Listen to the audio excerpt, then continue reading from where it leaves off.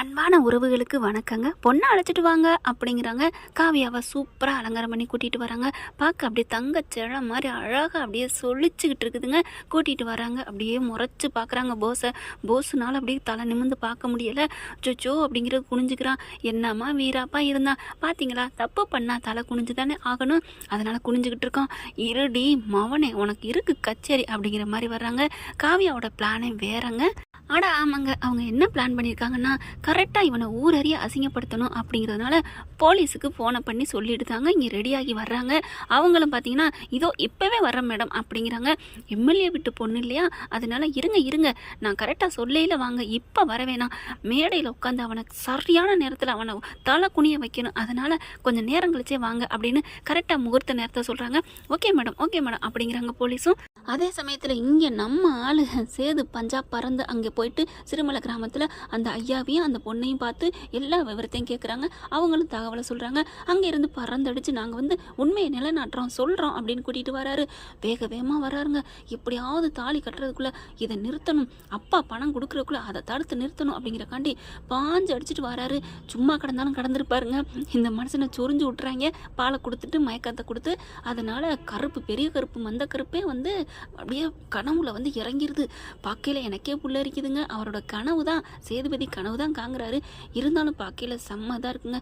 எனக்கு அந்த கருப்பு சாமி அப்படிங்கிறதா எங்கள் ஒரு கிராமம், அங்கே எல்லையில் இருக்காங்க. அதனால் எங்களுக்கு ரொம்ப பயபக்தி இருக்குங்க. என்னை பொறுத்த வரைக்கும் அருவாளோட தாங்க நிற்பார். ஏதாவது வேண்டுனது நல்லது நடந்தால் நாங்கள் அருவா வாங்கி சாத்துவோம். இங்கே ரெடி ஆகிட்டு இருக்காங்க. ஈஸ்வரி உயிரை கையில் பிடிச்சிட்டு இருக்கு. இந்த கல்யாணம் நடந்தே தீரணும், தங்க மருமகளே அப்படின்னு தாங்குது. மருமகன் நான் சொல்கிறேன், இப்படி ஒரு கேவலமான பிள்ளைய வச்சுக்கிட்டு அப்படின்னுக்கிட்டு இருக்குது. அடுத்து எல்லாம் ரெடி ஆகுறாங்க. மாமா அந்த 1 கோடி இருமா தர்றேன், ஏன் பறக்கிற, உனக்குன்னு எழுதுனது அந்த 1 கோடி உனக்கு தான், கவலைப்படாத அப்படிங்கிறாரு சேதுவும் ராஜாங்கமும். அடுத்து பார்த்தா எல்லாம் ரெடியாக வராங்க. அப்படியே கல்யாணத்து கலகலன்னு ஜேஜேன்னு இருக்கு. இங்கே பார்க்குது நம்ம காவியா, வாசலை பார்க்குது. கரெக்டான நேரமாச்சே, போலீஸ் இன்னும் காணோம் அப்படின்னுக்கிட்டு இருக்கு. போலீஸ் வர்ற வழியிலே பார்த்தீங்கன்னா அங்கேக்குள்ளே ஒரு பிரச்சனை, அதனால் நின்று பஞ்சாயம் பண்ணிக்கிட்டு இருக்காங்க. அவங்களால வர முடியலை. ஐயோ இவன் தாலி கட்டிடுவானா, நான் எப்படி கட்ட விடுவேன், இவன் அசிங்கப்படுத்துறது போலீஸாக இருந்தேன்னா நானாக இருந்தேனே, என்கிட்ட நான் யாருக்கு பயப்பட போகிறேன், என்கிட்டலாம் அவங்களோட ஜம்பம் பழிக்காது அப்படிங்கிற மாதிரி காவியா நினச்சிட்டு இருக்கு. நம்ம எந்திரிச்சிருவோமா, கல்யாணத்தை நிறுத்திடுவோமா அப்படின்னுக்கிட்டு தாலியை எல்லாத்துட்டையும் ஆசீர்வாதம் வாங்குறாங்க. அச்சதையும் கொடுக்குறாங்க. எல்லாரும் கையில் வாங்கிக்கிறாங்க. சரியான நேரத்துக்கு தாலி கட்ட போகல இங்கே காவியா எந்திரிக்க போகுது. அப்போ கரெக்டாக தாலியும் கையில் வாங்குறான் போஸு. அப்பாடா கல்யாணம் முடிய போகுது. கல்யாணத்துக்கு அப்புறம் இவ காவியா என்ன பண்ணா என்ன, நம்ம ஜம்பந்தான் அப்படின்ட்டு ஈஸ்வரி ஆத்தாள் மகள் நிற்கிறாங்க. கரெக்டாக பார்த்தீங்கன்னா நம்ம சேது அவங்கள கூட்டிகிட்டு வந்துடுறாங்க. நிறுத்துங்க அப்படின்னு ஓடி வராங்க. எல்லாரும் பார்க்குறாங்க. பார்த்தா ஐயா சேது எங்கேயா போனேன், உன்னை அப்புறம் ஆளே காணாமல் தேடணும் அப்படிங்கிறாங்க. அப்படியே தூக்கி வாரி போடுது சித்ராவுக்கும் ஈஸ்வரிக்கும். ஏய் என்னடி, நான் அவனை கேட்குறப்பெல்லாம் உள்ளே தூங்குது அண்ணே அப்படின்னு சொன்னேன், என்னடி அப்படின்னு கேட்க, அதான் எனக்கும் தெரியலையே, உள்ளே தான் தூங்கிட்டு இருந்துச்சு. நல்லா நான் அதுவும் அப்பவும் அடிக்கடி கேட்குறாங்க, சேது எங்கடி அண்ணன் நல்லா ரூமுக்குள்ள உள்ளுக்க தூங்குறேன், தம்பி அண்ணன் இல்லைங்க தம்பி தூங்குறான் அப்படின்னே சொல்லிக்கிட்டு இருந்துச்சா. ஆனால் இப்போ திடீர்னு கண்ணு முன்னாடி நிற்கிறான். அதுவும் யாரோ ஒரு சாமியாடி மாதிரி இருக்காங்க, ஒரு அம்மாவையும் கூட்டிகிட்டு வந்திருக்கானே, என்ன இது அப்படின்னு இங்கே வயிற்றுல புளியை கரைக்குது. இங்கே எல்லாரும் அப்பத்தாலேருந்து என்னாச்சுப்பா, என்ன பிரச்சனை, எங்கே போனேன் அப்படிங்கிறாங்க. அப்படி பார்க்குறாங்களா. கருப்பு ஓடி வராரு. மாப்பிள்ளை எங்கே மாப்பிள்ளை போனேன் அப்படின்னு கேட்குறாரு. நீந்தானையா பெரிய கருப்பு, அந்த மந்த கருப்பா, அவரோட வேஷத்தில் கனவுல சொன்னேன். அப்புறம் அவர் போயிட்டு ஆதாரத்தோடு வந்திருக்காரு. இங்கே வராரு ராசாங்கம். என்ன செய்யுது என்னையா அப்படிங்கிறாங்க.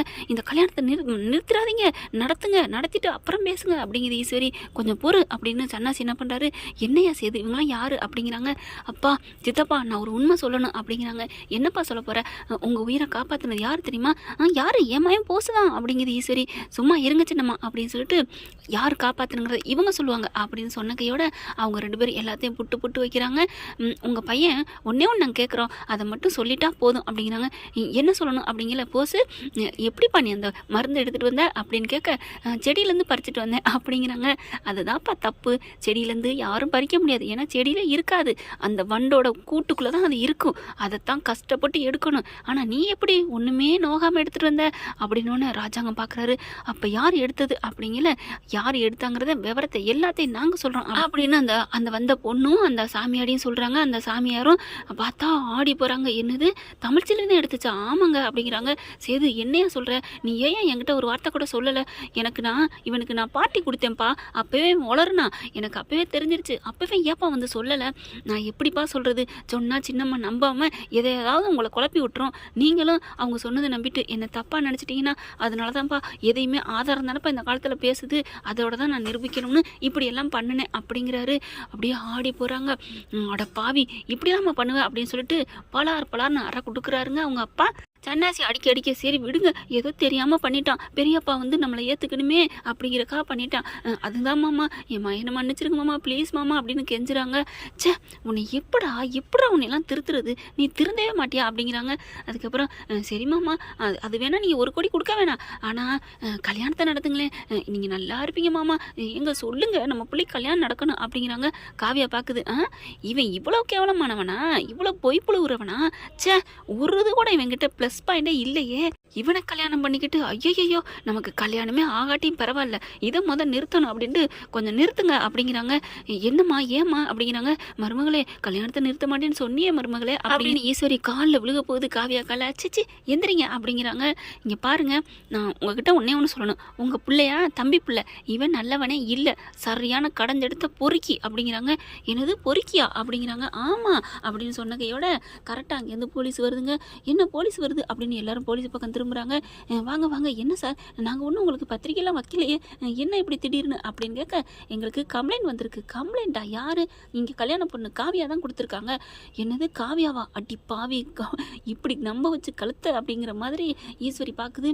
என்னம்மா காவியா அப்படின்னு கேட்க, பின்ன உங்கள் மையன் இந்த மாதிரி அடுத்த பொண்ணை கல்யாணத்துக்கு நாள் போய் கையை பிடிச்சி இழுப்பான், நான் அப்படி ஈன்னு பல்ல காமிச்சிட்டு ஐயோ புருஷனே எனக்கு பாக்கியம் அப்படின்னு வந்து நிற்பேன் நினச்சியா? அந்த காலத்து பொண்ணு நினச்சியா? தோலை உரிச்சு விடுவேன்.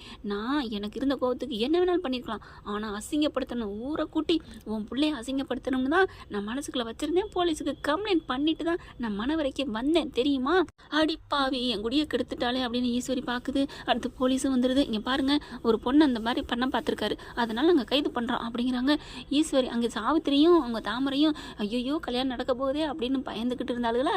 இப்போ வச்சாண்ட ஆப்பு, ஆஹா காவியா சூப்பராக வச்சுட்டியா, நம்ம கூட ஏமா இவ ரோசமே இல்லாதவன் நினைச்சா பரவாயில்லையே, சரியான ஆளா இருக்காளே, ஒருவேளை கல்யாணம் பண்ணிட்டு இந்த சித்ராவை ஆட்டி படைக்க வச்சிருக்கலாமோ அப்படிங்கிறாங்க. அம்மா அதனால காசு பணம் வந்துட்டா அவளை பிடிக்க முடியாது அத்தைய, அதனால இதுதான் கரெக்டு அப்படிங்குது தாமரையும் ஈஸ்வரியும் ஜாவித்திரியும்.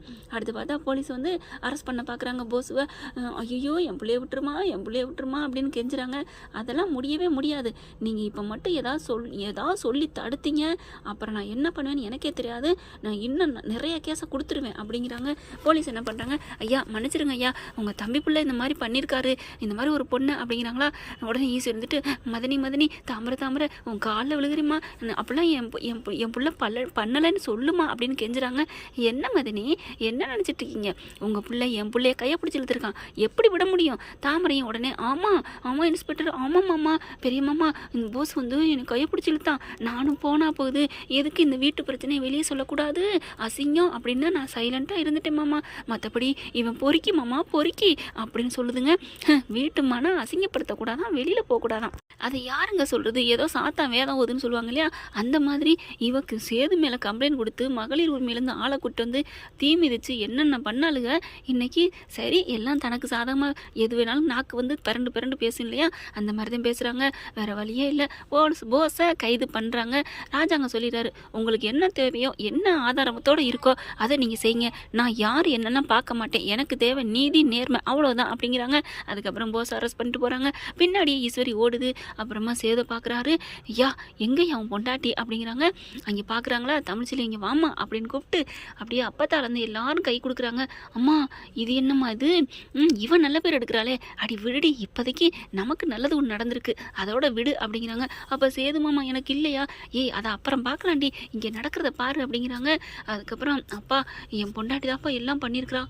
என்னது பொண்டாட்டியா அப்படின்னு சாவித்திரியும் தாமரையும் அப்படியே உயிரை விடுது. போகுதுங்க. அடுத்து ராஜாங்கமும் அப்பதான் பார்க்குது. அப்பதான் வேகமாக வருது. அந்த ₹1,00,00,000 செக் வச்சிருக்கு இல்லையா, அதை எடுத்தாந்து ஐயா இதை புடியா, ஏய் தமிழ்ச்செல்வி வாடி அப்படின்னு சொல்லிட்டு தமிழ்ச்செல்விட்ட கொடுக்குறாங்க. பார்க்குறாங்க தமிழ்ச்செல்வி. என்ன அம்மாச்சி, என்ன நினச்சிட்டு இருக்கீங்க? அம்மாச்சின்னு நான் என்ன பேச்சுக்கு சொல்கிறேன்னு நினச்சிங்களா? இந்த பணம் எனக்கெல்லாம் ஒரு பொட்டு தேவையில்லை. இந்த பணத்துக்காக நான் இங்கே வந்து இருக்கிறேன்னு நினச்சிட்டு இருக்கீங்க. நீங்கள் நினைக்கலாம் அப்போ பணத்துக்காக தானடி ஹோட்டலில் வேலை பார்க்குற அப்படிங்களா? அது கௌரவமான காசு. அதுக்காக இது ஒன்றும் மட்ட காசுன்னு சொல்லலை. நம்ம உழைச்சி வாங்கணும், அதுதான் எனக்கு பிடிக்கும். உழைச்சி சாப்பிட்டா தான் உடம்புல ஒட்டும். நான் சின்ன பிள்ளையிலேருந்து ஒரு வைராக்கியமாக இருக்கேன் அம்மாச்சி. அதனால் எனக்கு இது வேணாம் அம்மாச்சி, நான் கிளம்புறேன் அப்படின்னு சொல்லிட்டு கிளம்புறாங்க. தமிழ்ச்செல்வி அப்படின்னு ராஜாங்க கூப்பிட்றாரு. என்ன மாமா அப்படிங்கிறாங்க. உங்கள் மேலே நான் ரொம்ப மதிப்பு மரியாதை வச்சிருக்கேன் மாமா, நான் அங்கேயே இருந்துடுறேன், என்னை தயவு செஞ்சு எதுவும் சொல்லாதீங்க அப்படின்னு கிளம்புறாங்க. நில்லுப்பா, என் உயிரை காப்பாற்றிருக்க, நீ ஏன் அங்கே போயிருக்கணும்?